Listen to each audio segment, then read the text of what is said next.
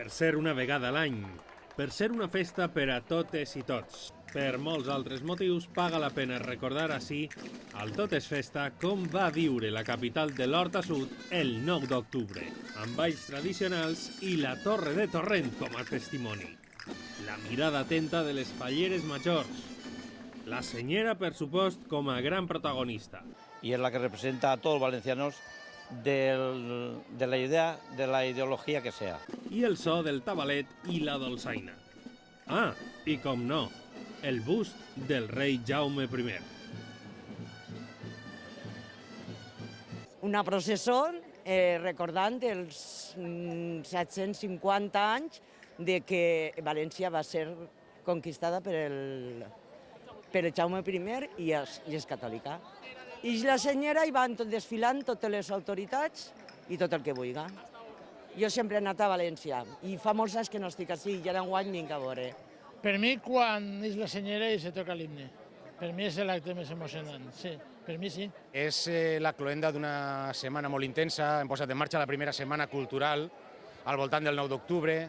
Hem obert les portes de la nostra torre, que és la icona cultural històrica de la ciutat, als xiquets de matí i als majors de vesprada, en una mostra històrica al voltant dels hospitalaris, que són l'ordre que va regentar les terres d'esta ciutat en el moment de la Reconquesta. Hem donat participació a totes les associacions, a tots els col·lectius festers, i ara és moment que disfrutem de veritat en aquest dia gran dels valencians. Un gran concert va rematar els actes.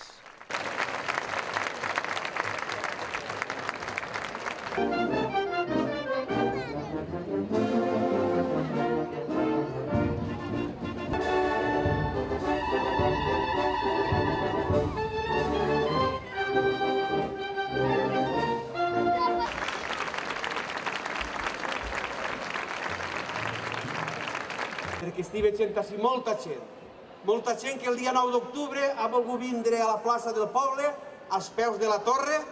I a banda de la solemnitat dels actes del 9 d'octubre, va arribar el moment de gaudir de la segona fira gastronòmica, una activitat que es va mantindre durant tot el pont al costat de la torre. Hem fet una copeta de vi, unes hamburgueses que fan boníssimes.